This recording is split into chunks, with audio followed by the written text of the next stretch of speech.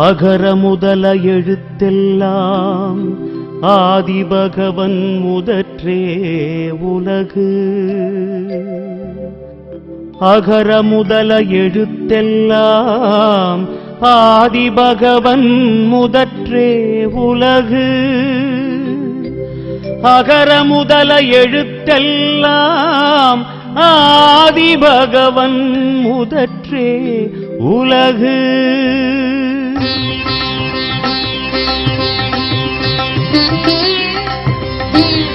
வணக்கம்.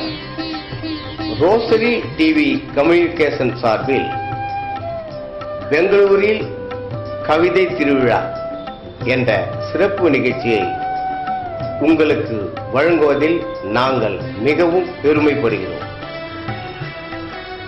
கர்நாடக மாநிலத்தில் உள்ள பெங்களூர் தமிழ்ச்சங்கமானது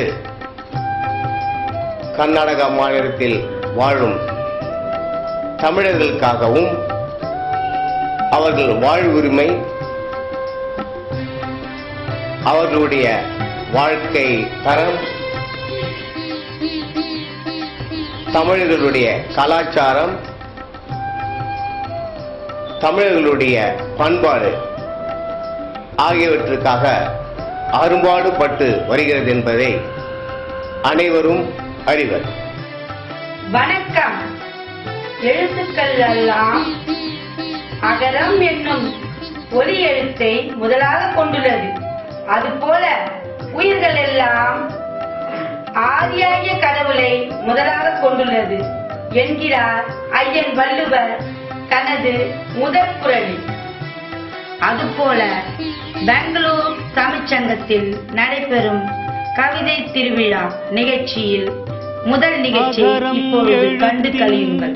முதன் முழு ஒலி போல் திகழ் உலகெங்கும் இறைவன் முதலுளா.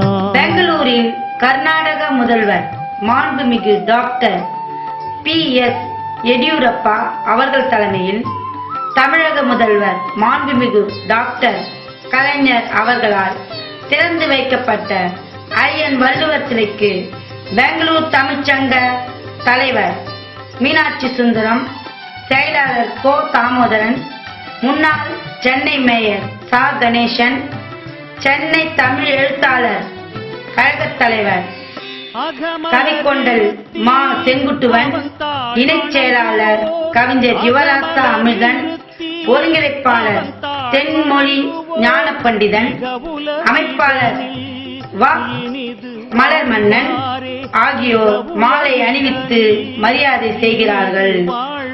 பெங்களூரு தமிழ்ச்சங்கத்தின் 133 கவிஞர்கள் பாடும் மாபெரும் கவிதை திருவிழா அரங்கேற்ற விழாவில் குத்துவிளக்கு ஏற்றப்பட்டு நிகழ்ச்சிகள் துவங்குகின்றன.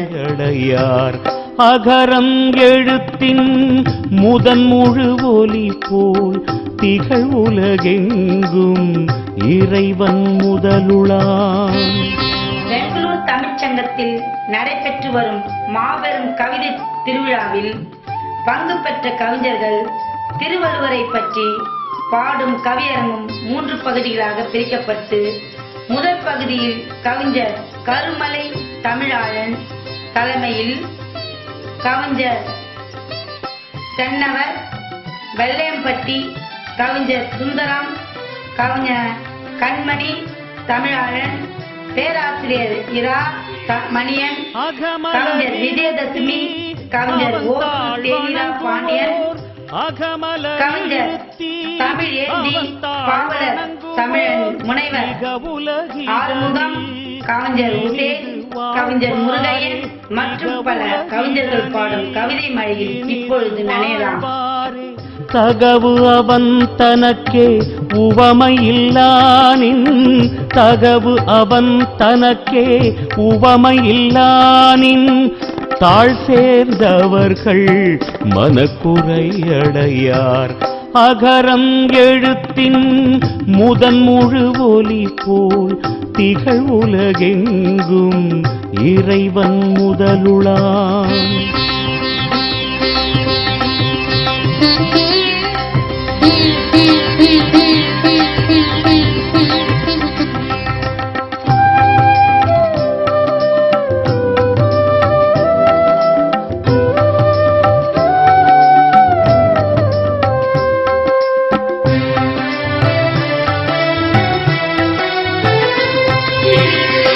சிறப்பும் செல்வமும் தருவது. தமிழ்ச்சங்கத்தில் பணிகளாக தமிழ் மொழி வளர்ச்சி, தமிழ் பண்பாட்டு மேம்பாடு போன்றவற்றுக்காக பல செயல்களை பெங்களூர் தமிழ்ச்சங்கம் ஆற்றி வருகின்றது. பொதுமக்கள் அனைவருக்கும் பயன்பெறத்தக்க வகையில் பல வகுப்புகளை நடத்தி வருகின்றோம். குறிப்பாக இங்கு வாழ்கின்ற கன்னட அல்லாத மக்களுக்கு கன்னடம் கற்றுக் கொடுப்பதற்காக கன்னட வகுப்புகளை கடந்த 50 ஆண்டுகளுக்கு மேலாக நடத்தி வருகின்றோம். அதில் குறிப்பாக சொல்ல வேண்டுமென்றால், கர்நாடக மாநிலத்திலே கன்னடம் அரசு மொழியாக அறிவிக்கப்படாததற்கு முன்பாகவே நாங்கள் கன்னட வகுப்பை நடத்தி வருகின்றோம். அந்த வகையில் எல்லா மொழியினரும் பயன்படத்தக்க வகையில் அனைத்து வகுப்புகளை நடத்தி வருகின்றோம். தமிழுக்காகவும் தமிழ் இனத்திற்காகவும் பாடுபட்ட பெரியவர்களை போற்றுகின்ற வகையில் அவர்களுடைய படங்களை எல்லாம் நூலகத்திலே திறந்து வைத்திருக்கின்றோம். தமிழ்ச்சங்க நூலகத்திலே 40,000க்கும் மேற்பட்ட நூல்கள் இருக்கின்றன. பெங்களூர் தமிழ்ச்சங்கத்தால் நிறுவப்பெற்று 18 ஆண்டுகளுக்கு பிறகு சிலை திறக்கப்பட்ட பிறகு முதலாக வருகின்ற பொங்கல் திருநாள், அதனை அடுத்து வருகின்ற திருவள்ளுவர் நாள் ஆகியவற்றை மிக சிறப்பாக கொண்டாட வேண்டும் என்று திட்டமிட்டிருந்தோம். அந்த நேரத்தில் தமிழ் எழுத்தாளர் கழக செயலாளரும் கவிக்கொண்டல் திணையில் ஆசிரியருமான மதிப்பிற்குரிய கவிக்கொண்டல் மா செங்குட்டுவன் அவர்கள் தமிழ்ச்சங்கத்துடன் தொடர்பு கொண்டு தமிழ்நாட்டிலிருந்து கவிஞர்கள் திரண்டு வந்து அந்த விழாவை கொண்டாட விரும்புகின்றோம் என்று சொன்னார்கள். அதுக்கு உடனே இசைவெடுத்து பெங்களூர் தமிழ்ச்சங்கத்தின் சார்பில் அந்த நிகழ்ச்சியை நடத்த நாங்கள் முனைந்தோம். இந்த முனைந்ததனுடைய விளைவு இன்றைய இந்த கவிதை திருவிழா. இந்த திருவிழாவின் நோக்கம், இந்த நாளில் திருவள்ளுவரை நாளை கொண்டாடுகின்ற இந்த நாளில் தமிழ்நாடு, புதுவை, கர்நாடகம் ஆகிய மாநிலங்களில் உள்ள கவிஞர்களை கொண்டு திருக்குறளுடைய சிறப்பை வடிவில் ஏற்ற செய்து அதை வெளியிட்டு உலகெங்கும் பரப்ப வேண்டும் என்ற நோக்கத்தின் அடிப்படையில் தான் இந்த விழா நடத்தப்படுகின்றது.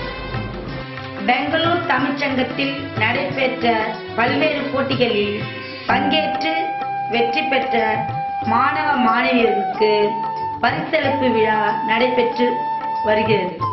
குறிப்பாக திருக்குறள் ஒப்பித்தலில் வெற்றி பெற்ற பள்ளி மற்றும் கல்லூரி மாணவ மாணவியர்களுக்கு பாரதிதாசன் சொற்பொழிவு போட்டி மற்றும் பாட்டுப் போட்டிகளில் பங்கேற்ற மாணவ மாணவிகளுக்கும் தமிழ்ச்சங்க தலைவர் மீனாட்சி சுந்தரம், கவிக்கொண்டல் மா செங்குட்டுவன், தென்மொழி ஞான பண்டிதன் ஆகியோரால் பரிசுகள் வழங்கப்படுகிறது.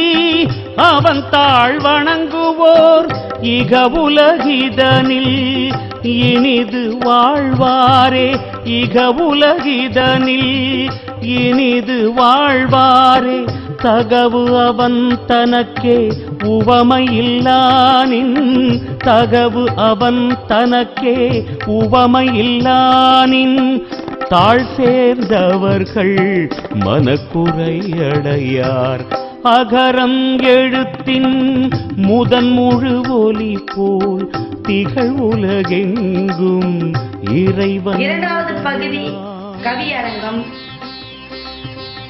கவியரங்கத்தில் கவிஞர் பூவை அமுதன், கவிஞர் வேலு குணசேகரன், கவிஞர் குமரி அமுதன், கவிஞர் சுந்தரம், கவிஞர் வெற்றிவேந்தன், பாவலர் முத்துவேல், கவிஞர் அன்பு செல்வி, கவிஞர் அமிதராஜ், கவிஞர் அறிவுச்சுடர், கவிஞர் சொக்க மணவாளன், கவிஞர் இளம் வினியன், கவிஞர் இளங்கீரன், கவிஞர் நடராசன், கவிஞர் சிவசுப்பிரமணியன், கவிஞர் கலைமணி ராஜன், கவிஞர் கலைமணி ராஜன், கவிஞர் அரங்கசுவாமி, கவிஞர் அழகுராசன், கவிஞர் குரலேந்தி, கவிஞர் குரல்முரசு குப்பன், கவிஞர் மணவை வரதராசன், கவிஞர் தங்கராமலிங்கம், கவிஞர் மணிக்கண்ணன் மற்றும் பல கவிஞர்கள் பங்கேற்று பாடிய கவியரங்கத்தை கேட்டு ரசியுங்கள். அகரம்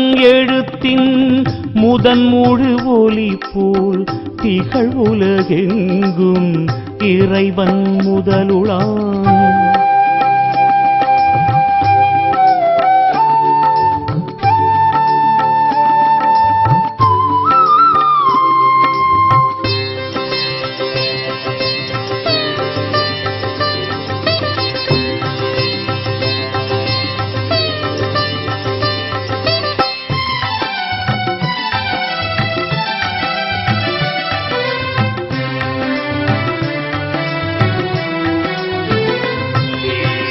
மனத்தின் தூய்மையே அனைத்தரனாகும்.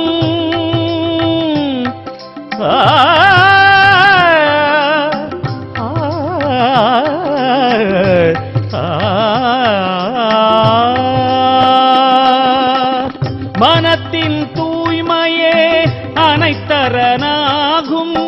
பொறாமை கோபம் ஆசையை அகற்றி, பொறாமை கோபம் ஆசையை அகற்றி முனை. உலக பொதுமுறை தந்த திருவள்ளுவர் அவரைப் போல உலகில் எந்த நாட்டிலும் எந்த மொழியிலும் எந்த இனத்திலும் ஒருவர் தோன்றவில்லை. திருக்குறள் போல ஒரு நூல் உலகில் எந்த மொழியிலும் எந்த நாட்டிலும் எந்த புலவராலும் யாத்து அளிக்கப்படவில்லை. அதே போல அந்த திருக்குறளுடைய கருத்துக்கள் உலக மக்கள் அத்தனை பேருக்கும் பொருந்தக்கூடிய வாழ்வியல் நூலாக அமைந்துள்ளது. ஆகையினாலே அந்த திருக்குறளை உலகமெங்கும் பரப்ப வேண்டும் என்ற நோக்கத்தோடு தமிழ் எழுத்தாளர் கழகத்தின் சார்பிலும் நான் நடத்துகின்ற கவிக்கொண்டல் திங்கள் இலக்கிய இதழ் மூலமாகவும் எந்தெந்த வகையிலெல்லாம் திருக்குறளை திருவள்ளுவரை பரப்ப வேண்டுமோ அவற்றையெல்லாம் செய்து கொண்டிருக்கின்றோம். அந்த வகையிலே பெங்களூரிலே திறக்கப்பட்ட திருவள்ளுவர் சிலை அருகிலே வந்து 133 கவிஞர்கள் அழைத்து கொண்டு வந்து ஒரு அத்தியாயம், ஒரு அதிகாரம், திருக்குறளுடைய அதிகாரத்துக்கு ஒருவர் என்ற அளவிலே 133 அதிகாரங்களுக்கும் 133 கவிஞர்களை அழைத்து வந்து இங்கே கவிதை பாட வேண்டும் என்று விரும்பினோம். அது எங்களுடைய விருப்பத்தை தலைவர், இந்த சங்கத்தினுடைய தலைவர் திருவாளர் மீனாட்சி சுந்தரம் ஐயா அவர்களுக்கு எழுதினோம். அவர்கள் ஆவலோடு உங்களை வரவேற்க காத்திருக்கிறோம் எங்களுக்கு மலர் எழுதினார்கள். அதற்கு அமைப்பாளராக பெங்களூரை சார்ந்த நம்முடைய கவிஞர் மதன் மன்னன் அவர்களும், கோவையிலே இருக்கின்ற தென்மொழி ஞான பண்டிதன் என்னும் பெரும் கவிஞரும் முயற்சி எடுத்து இந்த திருவிழாவை கவிதை திருவிழா, அதாவது குறளியல் கவிதை விழாவாக இதை அமைத்து மிகச் சிறப்பாக ஏற்பாடு செய்திருக்கிறார்கள். இதனை உலகெங்கும் பரப்புவதற்கு இந்த தொலைக்காட்சி மூலம் படம் எடுக்கிறார்கள் என்கின்ற பொழுது எங்களுக்கு மிகவும் பெருமையாகவும் மகிழ்ச்சியாகவும் இருக்கிறது. அந்த தொலைக்காட்சிக்கு, பொதிகை தொலைக்காட்சிக்கு எங்களுடைய நன்றியை தெரிவித்துக் கொள்கிறோம்.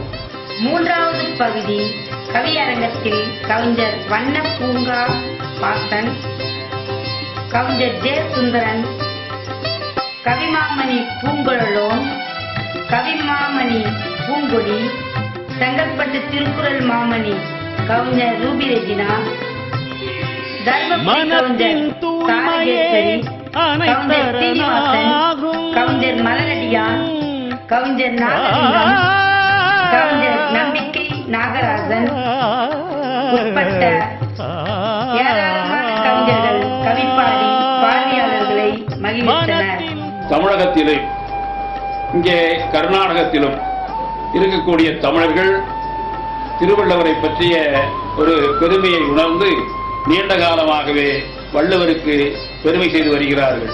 அத்தகைய பெருமைகளிலே ஒன்றுதான் இங்கே தோன்றியிருக்கக்கூடிய பெங்களூர் தமிழ்ச் சங்கம் என்பது. பெங்களூர் தமிழ்ச் சங்கம் போல ஒரு கட்டிடம் நாம் இந்தியாவிலே வேறு எங்கும் காண முடியாது. அத்தகைய ஒரு கட்டிடத்தை ஒரு 60 ஆண்டுகளுக்கு முன்னாலே கா. சுப்பிரமணியம் அவர்கள் நிறுவினார்கள். அவர்களோடு சேர்ந்து மேலும் 6 பேர் அந்த அமைப்பிலே இருந்து நிறுவனர்களாக விளங்கியிருக்கிறார்கள். அந்த கட்டிடத்திலே இன்றைக்கு வந்து பேசாத, வந்து கலந்து கொள்ளாத ஒரு சிறந்த அறிஞர்கள் இல்லை என்றே சொல்லலாம்.